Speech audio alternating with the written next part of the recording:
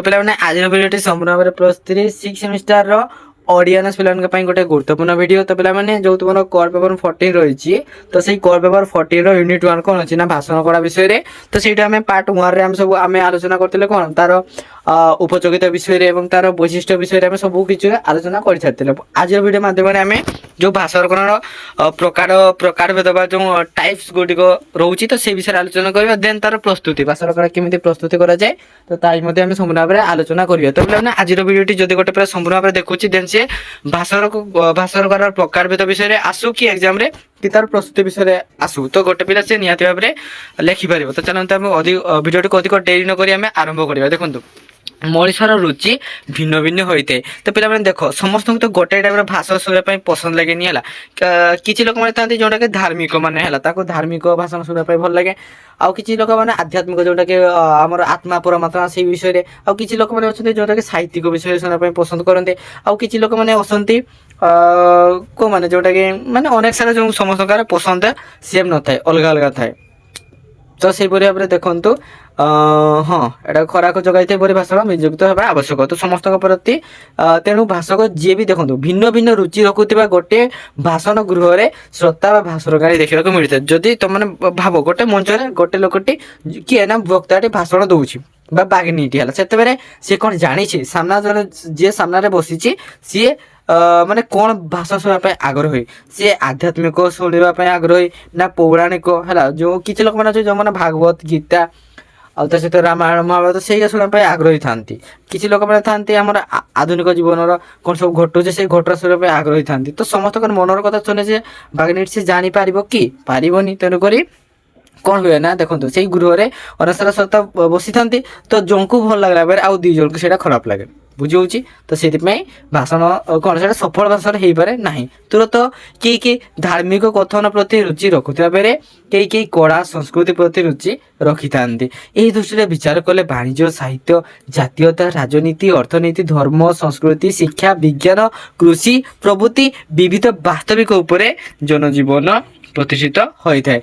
एणु यही सब दिगरु केन्द्र कर भाषण विभिन्न प्रकार है स्वाभाविक होता है। निम्न किसी तार टाइप्स गुड़िक अच्छी देखा कौन साहित्यिक भाषण जोटा कि केवल साहित्यिक विषय भाषण कराई आध्यात्मिक जोटा कि आत्मा परमात्मा विषय पौराणिक जोटा कि रामायण महाभारत भागवत गीता है इत्यादि विषय जो आलोचना वेदशास्त्र विषय से पौराणिक कर धार्मिक विषय जो धर्मशास्त्र विषय जान आउ तार्किक भाषण मान जोटा कि वितर्क जनित थाए आउ सकारात्मक हो माने कौन सी मृत व्यक्तिर घरे जो भाषण टे कराई सकारात्मक भाषण कह स्वागत भाषण तुम जानी कौन सी कॉलेज हो कि महाविद्यालय विद्यालय स्कूल गुड़िक जो माने नुआ नुआ पिला जो आसती स्वागत करा जाए कि नूतन शिक्षक गुड़िक आसती तो सहीटा हूँ स्वागत भाषण कि एनुआल तुम एनुआल फंक्शन जो एमएलए कि नेता मंत्री जहाँ को भी तुम इनभाइट कर सी आसती तो कौन कह स्वागत जो आम कर स्वागत भाषण कहुए।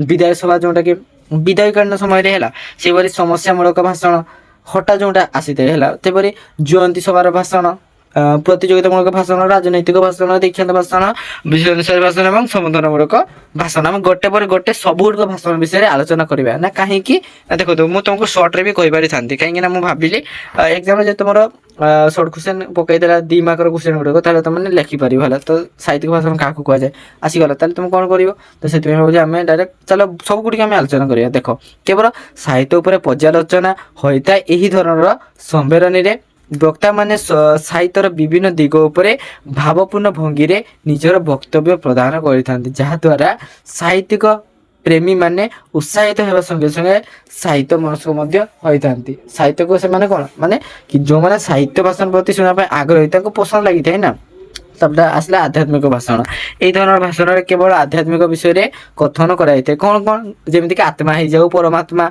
और जीवन अनेक सारा अनुचिंतन उक्ति मुक्ति साधना ऐश्वर्यिक रूप प्रकृति पर्यवेसित होता है।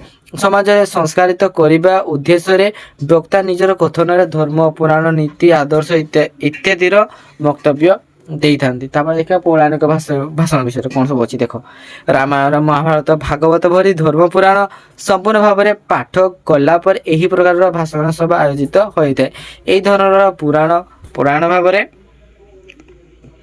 ପରିଚିତ। ଏହି କଥନରେ ବକ୍ତବ୍ୟ ସହିତ ସଙ୍ଗୀତ ଗାନ ଶ୍ଲୋକ ପଦ୍ୟମାନଙ୍କର ଆବୃତ୍ତି ମୁଖ୍ୟ ସ୍ଥାନ ପାଇଥାଏ। ପୁରାଣ ପ୍ରତି ଯେଉଁ ଶ୍ରୋତାମାନଙ୍କର କ'ଣ ଭାବ ଥାଏ ଏ ପ୍ରକାର ଭାଷଣ ତାଙ୍କୁ ବିଶେଷ ଆଦୃତ କରିଥାଏ। ତାପରେ ଦେଖିବା ଧାର୍ମିକ ଭାଷଣ କ'ଣ। ଦେଖ ଧାର୍ମିକ ଭାଷଣ ଏହି ଧରଣ ଭାଷଣ ସମ୍ମେଳନ ଗୁଡ଼ିକରେ ଧର୍ମ ସମ୍ପର୍କିତ ବିଷୟ ଚର୍ଚ୍ଚା କରାଯାଇଥାଏ। କୌଣସି ନିର୍ଦ୍ଦିଷ୍ଟ ଦିଗ ଏବଂ ତାକୁ ପାଳନ କରିବାର ପ୍ରକ୍ରିୟା ଉପରେ ଅବଧାନ ପ୍ରଦାନ କରାଯାଏ। ଧାର୍ମିକ ଶ୍ରୋତାଙ୍କୁ ଏଠି ଧରଣର ଭାଷଣ ବିଶେଷଣ ଭାବରେ ଆକୃଷ୍ଟ କରିଥାଏ। ତାପରେ ଆସିଲା ତାର୍କିକ ଭାଷଣ କ'ଣ। ଦେଖ ଯେକୌଣସି ବିତର୍କ ସୃଷ୍ଟିକାରୀ ପ୍ରସଙ୍ଗ ଉପରେ ବକ୍ତା ଜଣକ ନିଜର ବକ୍ତବ୍ୟ ପ୍ରଦାନ କରିବାକୁ ତାର୍କିକ ଭାଷଣ କୁହାଯାଏ। ଏଥିରେ ବକ୍ତା ଜଣକ ଅସତ୍ୟ ଆଧାରରେ ନିଜର ଯୁକ୍ତି ବାଢ଼ନ୍ତି। ସମାଜ ବ୍ୟବସ୍ଥା, ରାଜନୈତିକ, ଅର୍ଥନୈତିକ, ଧାର୍ମିକ, ବାଣିଜ୍ୟିକ ପ୍ରଭୃତି ପ୍ରସଙ୍ଗ ଆଲୋଚନା ପରିସରକୁ ଆସିବା ଦ୍ୱାରା ଶ୍ରୋତା ମଣ୍ଡଳୀ ସବିଶେଷ ତଥ୍ୟ ପାଇପାରନ୍ତି। ତାପରେ ଦେଖିବା ସକାରାତ୍ମକ ଭାଷଣ କ'ଣ। କୌଣସି ବ୍ୟକ୍ତିଙ୍କର ମୃତ୍ୟୁ ଘରେ ତାଙ୍କର ଆତ୍ମାର ସଦ୍ଗତି କାମନା ନିମନ୍ତେ ଯେଉଁ ସଭା ଆୟୋଜିତ ହୋଇଥାଏ ତାକୁ ସକାରାତ୍ମକ ଭାଷଣ କୁହାଯାଇଥାଏ। ଏହି ସଭାରେ ସମ୍ମିଳିତ ହୋଇଥିବା ବ୍ୟକ୍ତିମାନେ ନିଜର କଥନରେ ବିୟୋଗ ଘଟିଥିବା ବ୍ୟକ୍ତିଙ୍କର ବ୍ୟକ୍ତିତ୍ୱ, ତାଙ୍କର ସାରା ଜୀବନର ଅନୁପସ୍ଥିତିର ଆବଶ୍ୟକତା ପ୍ରଭୃତି ଦିଗ ଉପରେ ଭାଷଣ ପ୍ରଦାନ କରିଥାନ୍ତି ଏବଂ ଭାଷଣର ଶେଷରେ ତାଙ୍କର ଆତ୍ମାର ସଦ୍ଗତି ହେଉ ବୋଲି ପ୍ରାର୍ଥନା ମଧ୍ୟ କରିଥାନ୍ତି। ଏହି ଧରଣର ଭାଷଣରେ ଦୁଃଖାନ୍ତକ ଅନୁଭୂତି ପ୍ରକାଶ ପାଇଥାଏ। ତାପରେ ଦେଖିବା ସ୍ୱାଗତ ଭାଷଣ। ବର୍ତ୍ତମାନ ବିଭିନ୍ନ ଅନୁଷ୍ଠାନ, ବିଦ୍ୟାଳୟ କିମ୍ବା ମହାବିଦ୍ୟାଳୟ ଆଦି କ୍ଷେତ୍ରରେ ଏହି ପ୍ରକାରର ପରମ୍ପରା ଚଳି ଆସୁଅଛି, ଯେଉଁଥିରେ କି ନବାଗତାଙ୍କୁ ସ୍ୱାଗତ ସମ୍ବର୍ଦ୍ଧନା ଦିଆଯାଇଥାଏ। କୌଣସି ବିଦ୍ୟାର୍ଥୀ, ବ୍ୟକ୍ତି ବିଶେଷ ତଥା ସଭ୍ୟଙ୍କୁ ସ୍ୱାଗତ କରିବା ସଙ୍ଗେ ତାଙ୍କର ଉଦ୍ଦେଶ୍ୟରେ ସ୍ୱାଗତ ଭାଷଣ ମଧ୍ୟ ଆୟୋଜନ କରାଯାଇଥାଏ। ତାପରେ ବିଦାୟ ସଭା ଭାଷଣ କ'ଣ। ଶିକ୍ଷାନୁଷ୍ଠାନ ମାନଙ୍କରେ ଛାତ୍ରଛାତ୍ରୀଙ୍କର ଶିକ୍ଷାବର୍ଷ ଶେଷ ହେବା ସମୟରେ କୌଣସି ଅନୁଷ୍ଠାନରେ କାର୍ଯ୍ୟରତ କର୍ମଚାରୀଙ୍କର ଅବସର ସମୟରେ ଏହି ଧରଣର ଭାଷଣ କାର୍ଯ୍ୟକ୍ରମ ଅନୁଷ୍ଠିତ ହୋଇଥାଏ। ଏଥିରେ କର୍ମଚାରୀଙ୍କର ପରବର୍ତ୍ତୀ ଜୀବନ ସୁସ୍ଥ ଓ ସୁଖମୟ ହେଉ ବୋଲି ପ୍ରାର୍ଥନା କରାଯାଏ ଏବଂ ଛାତ୍ରଛାତ୍ରୀଙ୍କର ଉଦ୍ଦେଶ୍ୟରେ ତାଙ୍କର ଉଜ୍ଜ୍ୱଳ ଭବିଷ୍ୟତର କାମନା କରାଯାଇଥାଏ। ଏହି ଧରଣର ଭାଷଣ ସ୍ୱଳ୍ପ ସମୟ ମଧ୍ୟରେ ଶେଷ ହୋଇଥାଏ। ତାପରେ ଦେଖନ୍ତୁ ସମସ୍ୟାମୂଳକ ଭାଷଣ କ'ଣ। କୌଣସି ସମସ୍ୟା ଦେଖାଦେଲେ ତାର କାରଣ ଓ ଏହାର ସମାଧାନ ଉପରେ ପୁଙ୍ଖାନୁପୁଙ୍ଖ ଆଲୋଚନା କରାଯାଇଥାଏ। ଏ ଧରଣର ଭାଷଣ କାର୍ଯ୍ୟକ୍ରମରେ ଏଥିରେ ବକ୍ତା ଜଣକ ନିଜର ଅନୁଭୂତିକୁ ପ୍ରକାଶ କରିଥାଏ। ତାପରେ 10 ନମ୍ବର କ'ଣ ଅଛି ଜୟନ୍ତୀ ସଭା ଭାଷଣ କ'ଣ। ପ୍ରାୟତଃ ସମାଜର ବିଶିଷ୍ଟ ବ୍ୟକ୍ତି ବିଶେଷଙ୍କର ଜୟନ୍ତୀ ଉଦ୍ଦେଶ୍ୟରେ ଏହି ଧରଣର ଭାଷଣ କାର୍ଯ୍ୟକ୍ରମ ଅନୁଷ୍ଠିତ ହୋଇଥାଏ। ଏଥିରେ ବକ୍ତା ଜଣକ ସେହି ବ୍ୟକ୍ତି ବିଶେଷଙ୍କର ମୋହନୀୟ ଗୁଣାବଳୀକୁ, ନୀତି, ଆଦର୍ଶ, ପ୍ରକୃତି ସମ୍ପର୍କରେ ସ୍ମୃତିଚାରଣ କରିଥାନ୍ତି। ଏପରି କାର୍ଯ୍ୟକ୍ରମ ଦ୍ୱାରା ଶ୍ରୋତାମାନେ ବିଶିଷ୍ଟ ବ୍ୟକ୍ତି ବିଶେଷଙ୍କର ଉପରେ ସବିଶେଷ ତଥ୍ୟ ପାଇବା ସହିତ ଅନେକ ପ୍ରେରଣା ମଧ୍ୟ ପାଇପାରନ୍ତି। ତାପରେ ଦେଖ ପ୍ରତିଯୋଗିତାମୂଳକ ଭାଷଣ କ'ଣ ହେଲା। ବିଶେଷ କରି ଛାତ୍ରଛାତ୍ରୀଙ୍କର ବାଚନିକ ଦକ୍ଷତାର ବିକାଶ ପାଇଁ ଏହି ଧରଣର ଭାଷଣ କାର୍ଯ୍ୟକ୍ରମ ଆୟୋଜନ ହୋଇଥାଏ। ଯେକୌଣସି ବିଷୟକୁ ଆଧାର କରି କିଛି ନିର୍ଦ୍ଦିଷ୍ଟ ସମୟସୀମା ମଧ୍ୟରେ ଏହାକୁ ଉପସ୍ଥାପନ କରିବାକୁ କୁହାଯାଇଥାଏ। ଏଥିରେ ବିଚାରକ ମଣ୍ଡଳୀ ସଠିକ୍ ବିଚାର କରି ଫଳାଫଳ ଘୋଷଣା କରିଥାନ୍ତି। ଉପସ୍ଥାପକ ମାନେ ନିଜସ୍ୱ ମତାମତକୁ ଦୃଢ଼ ଭାବରେ ପ୍ରତିପାଦନ କରିଥାନ୍ତି। ତାପରେ ଦେଖ ରାଜନୈତିକ ଭାଷଣ କ'ଣ।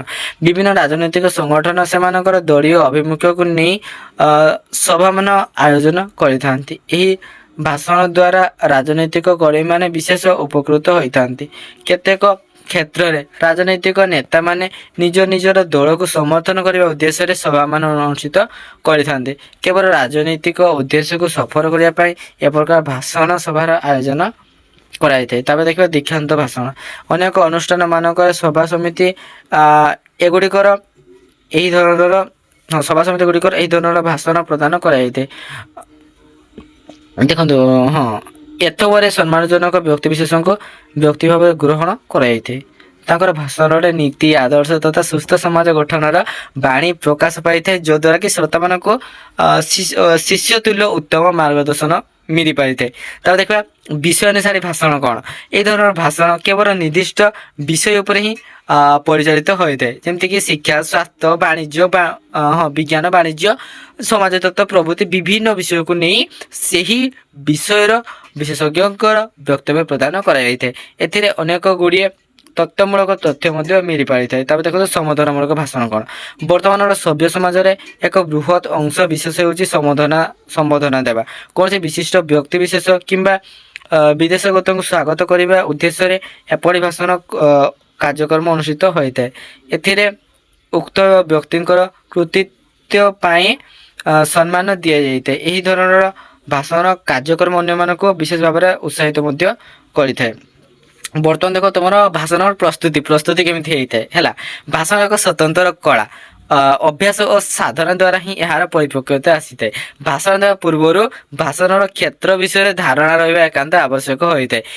ଏ ସମ୍ପର୍କରେ ନିମ୍ନର କେତେକ ସଂକ୍ଷିପ୍ତ ସୂଚନା ମଧ୍ୟ ପ୍ରଦାନ କରାଯାଇପାରେ ବା ସର୍ଟକ୍ୱେଶ୍ଚନ ମଧ୍ୟ ଦେଖନ୍ତୁ ଏଇଠୁ ବହୁତ ହି ଆସେ।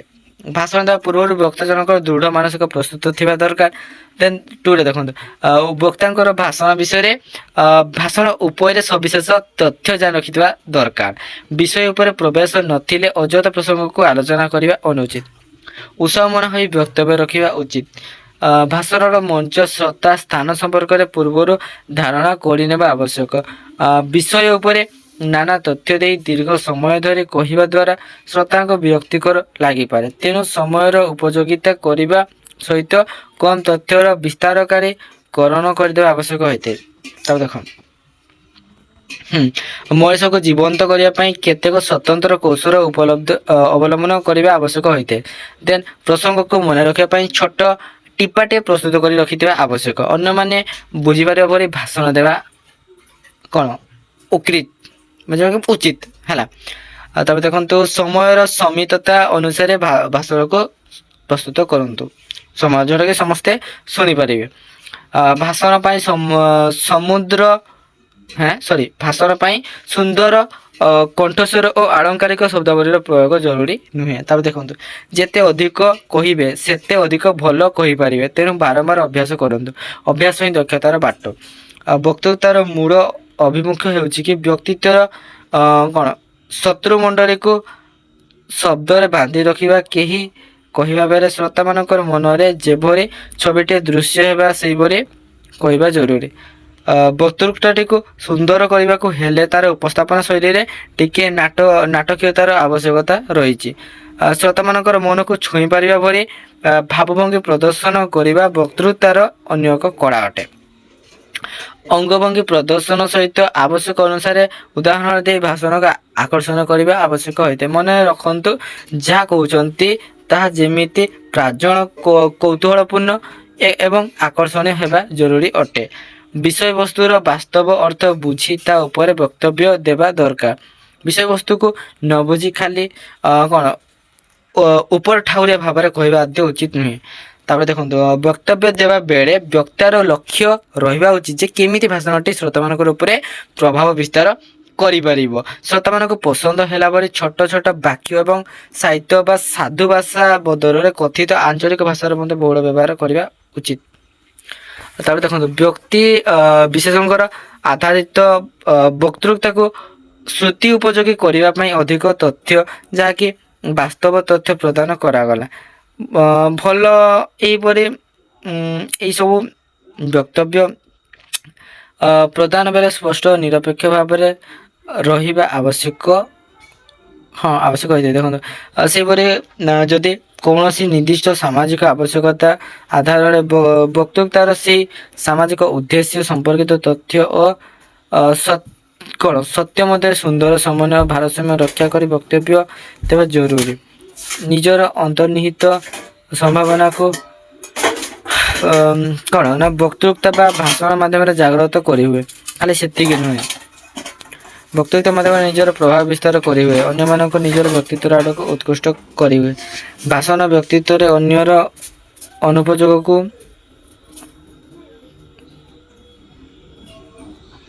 ବକ୍ତୃତା ହେଉ କି ଦଳଗତ ଆଲୋଚନା ସଫଳତା ପାଇବାକୁ ହେଲେ ପ୍ରଥମ କଥା ଦେଖନ୍ତୁ ଆତ୍ମପ୍ରତ୍ୟୟ ବା ଆତ୍ମବିଶ୍ୱାସ। ବିଷୟଟିକୁ ଠିକ୍ ଭାବରେ ପ୍ରସ୍ତୁତ କରି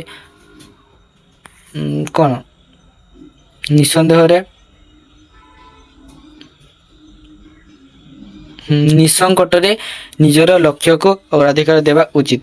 ବିଷୟବସ୍ତୁରେ ବିଷୟବସ୍ତୁରେ ନିଜକୁ ହଜାଇ ଦେଇ ମିଳିଥିବା ସମୟ ମଧ୍ୟରେ ସକାରାତ୍ମକ ମନୋଭାବ ନେଇ ସ୍ପଷ୍ଟ ଭାବରେ କହିବା ଉଚିତ। ବିଷୟବସ୍ତୁ ପୁଙ୍ଖାନୁପୁଙ୍ଖ ସ୍ତୁତି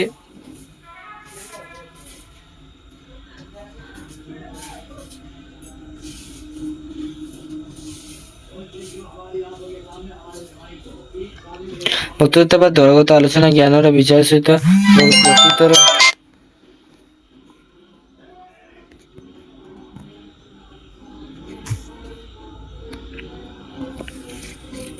ସାମଗ୍ରିକ ଭାବରେ ନିଜର ଜ୍ଞାନ ବ୍ୟକ୍ତିତ୍ୱକୁ ଉପସ୍ଥାପନ କରିବାର ମାଧ୍ୟମ ହେଉଛି ବକ୍ତୃତା ବା ଦଳଗତ ଆଲୋଚନା ଇତ୍ୟାଦି। ବକ୍ତୃତାଟି ଯେଉଁ ବିଷୟରେ ଆଧାରିତ ସେହି ବିଷୟଟିକୁ କିଭଳି ଅନ୍ୟ ବକ୍ତା ବା ପ୍ରତିଯୋଗୀଙ୍କ ତୁଳନାରେ ଅଲଗା ତଥା ଆକର୍ଷଣୀୟ ଭାବରେ ଉପସ୍ଥାପନ କରିହେବ ସେଥିପ୍ରତି ବିଦ୍ୟାର୍ଥୀଙ୍କର ତୁମେମାନେ ପ୍ରସ୍ତୁତ ହୋଇ ନିଜକୁ ଅନ୍ୟମାନଙ୍କ ଠାରୁ ସ୍ୱତନ୍ତ୍ର ଅଲଗା ଭାବରେ ପ୍ରମାଣିତ କରିବା ଆବଶ୍ୟକ ହୋଇଥାଏ। ସେପରି ବିଷୟବସ୍ତୁର ଗୁରୁତ୍ୱ ଅନୁଭବ କରି ସେହି ବିଷୟବସ୍ତୁ ବିଭିନ୍ନ ଦିଗ ଉପରେ କ'ଣ ଆଲୋକପାତ କରିବା ଭଲ ଭାଷଣର କଳା ଅଟେ। ତାପରେ ଦେଖିବା ହେଲା, ତାପରେ ଆଉ ଅଳ୍ପ ପଏଣ୍ଟ ଅଛି, ସରିଯିବ ହେଲା, ସର୍ଟରେ ମାନେ ସ୍ପିଡରେ ତାହେଲେ ଆଲୋଚନା କରିବା। ବିଦ୍ୟାର୍ଥୀ ମାନେ ମନେ ରଖ, ଭଲ ଭାଷଣ ଦେବା ପୂର୍ବରୁ ଯୋଜନାଟାକୁ ପ୍ରସ୍ତୁତ କରି ସେହି ଯୋଜନା ଆଧାରରେ ନିଜର ବକ୍ତବ୍ୟ ଉପସ୍ଥାପନ କର ଏବଂ କାହାଠାରୁ ଶୁଣି ବା କିଛି ଅଜଣା କଥା କହିବା ପୂର୍ବରୁ ତଥ୍ୟର ସଠିକତା ପରୀକ୍ଷା କରିଦେବା ଆବଶ୍ୟକ। କାରଣ କହୁଥିବା ତଥ୍ୟ ବା କଥା ଯଦି ଠିକ ନଥାଏ ତେବେ ତାହା ଶତ୍ରୁ ମଣ୍ଡଳୀ ବା ବିଚାରକ ଗଣ ସହଜରେ ଗ୍ରହଣ କରିବେ ନାହିଁ। ଯେଉଁ ବିଷୟରେ ବକ୍ତୃତାଟି ଦେଉଛ ତାହା କିଭଳି କ'ଣ ନା ଉତ୍କୃଷ୍ଟପୂର୍ଣ୍ଣ ଓ ଉତ୍ସାହପୂର୍ଣ୍ଣ ହୋଇପାରିବ ସେଥିପ୍ରତି ଯତ୍ନବାନ ହୋଇ ସେହି ଅନୁସାରେ ନିଜକୁ ପ୍ରସ୍ତୁତ କର ଏବଂ ଉତ୍କୃଷ୍ଟପୂର୍ଣ୍ଣ ଭାଷଣ ହିଁ ସବୁବେଳେ ଆକର୍ଷଣୀୟ।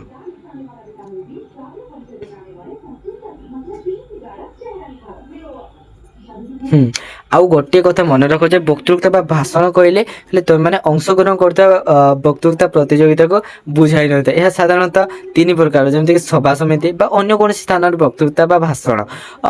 ଖ ଓ ଗ ତାହା କ'ଣ ବିଭାଗ ତୁମମାନଙ୍କର ଜ୍ଞାନ ଗାରିମା ପାଇଁ ଅଧିକ ଆବଶ୍ୟକ ହୋଇପାରିଥାଏ। ତେବେ କ ବିଭାଗଟି ମଧ୍ୟ ତୁମେମାନେ କହିବା କେମିତି କଳା ସେ ଦିଗରେ ସହାୟକ ହୋଇଥାଏ। ସବୁଥିରେ କହିବା କଳା ବା କଥନ କୌଶଳ ରହିଛି।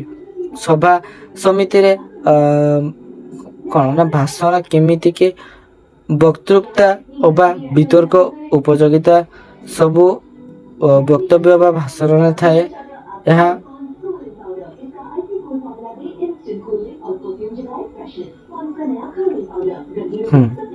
ଦଳଗତ ଆଲୋଚନାର ଭାଗ ନେଇଥିବା ଅଂଶଗ୍ରହଣକାରୀ ସପକ୍ଷରେ ବା ବିପକ୍ଷରେ ଆବଶ୍ୟକତା ଅନୁସାରେ ମତ ଉପସ୍ଥାପନ କରିଥାନ୍ତି। ଏଥିରେ ବିଷୟବସ୍ତୁ ଆବଶ୍ୟକ କରୁନଥିବା ତର୍ଜମା ଦିଗରେ ଅଂଶଗ୍ରହଣକାରୀ ଗୁରୁତ୍ୱାରୋପ କରି ଆଲୋଚନାକୁ ଆଗେଇ ନେଇଛନ୍ତି। କ'ଣ ଆଲୋଚକ ଆଲୋଚନାରେ ଦଳଗତ ଆଲୋଚନା ବିଷୟଟି ଯାହା ନିର୍ଦ୍ଧାରିତ ସେଥିରେ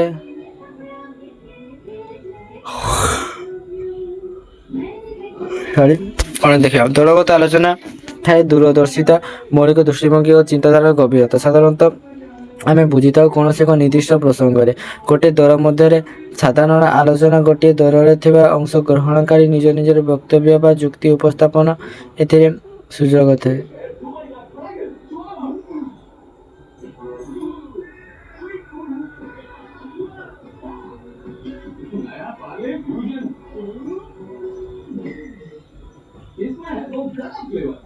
ଦଳଗତ ଆଲୋଚନା ଥାଏ ଦୂରଦର୍ଶିତା, ମୌଳିକ ଦୃଷ୍ଟିଭଙ୍ଗୀ ଓ ଚିନ୍ତାଧାରାର ଗଭୀରତା।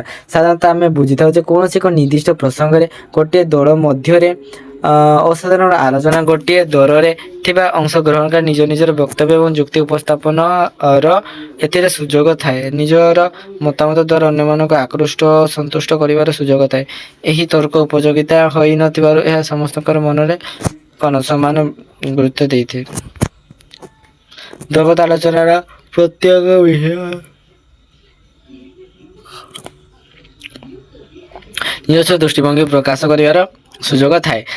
ସତ ତେବେ ଅନ୍ୟମାନଙ୍କର ନିଜର ଯୁକ୍ତି ଓ ମତ ନେଇ ବାଧ୍ୟ କରିବା ଅତ୍ୟଧିକ ବା କ'ଣ ଅନାବଶ୍ୟକ ତଥ୍ୟ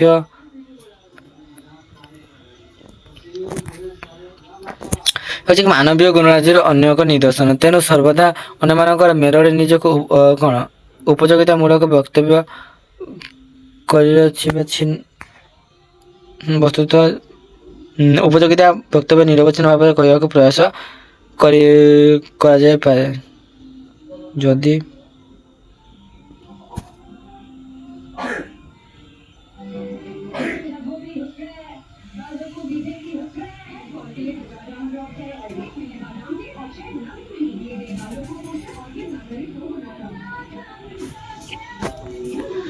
নির্বাচন ভাবে কহিବାକୁ ପ୍ରୟାସ କରାଯାଇପାରେ ବସ୍ତୁତଃ ଜନ୍ମରୁ କେହି ବି ସୁବକ୍ତାର ପରିଚୟ ପାଇ ନାହାନ୍ତି ଏଥିପ୍ରତି ବ୍ୟାପକ ସାଧନା ଓ ପ୍ରୟାସ ହିଁ ଭଲ ବକ୍ତାର ପରିଚୟ ଦେଇଥାଏ। ତ ପିଲାମାନେ ଏଇଠି କିଛି ତୁମ ସର୍ଟ କ୍ୱେଶ୍ଚନ୍ ଗୁଡ଼ାକ ଦେଲି ଏଗୁଡ଼ା ତୁମ ଖାତାରେ ଲେଖ ଯେତେ ପାରିବ ପ୍ରାକ୍ଟିସ୍ କର ଏଇଗୁଡ଼ାକରୁ ହିଁ ଆସିବ କ୍ୱେଶ୍ଚନ୍ ଆଉ ଅଲଗା ଜାଗାରୁ କିଛି ଆସିବନି। ତ ପିଲାମାନେ ଆଜିର ଭିଡ଼ିଓ ଏଇଠି ରଖୁଛି ଦେଖା ହବା ଗୋଟେ ନେକ୍ସଟ ଭିଡ଼ିଓ ମାଧ୍ୟମରେ ଧନ୍ୟବାଦ ଜୟ ଜଗନ୍ନାଥ।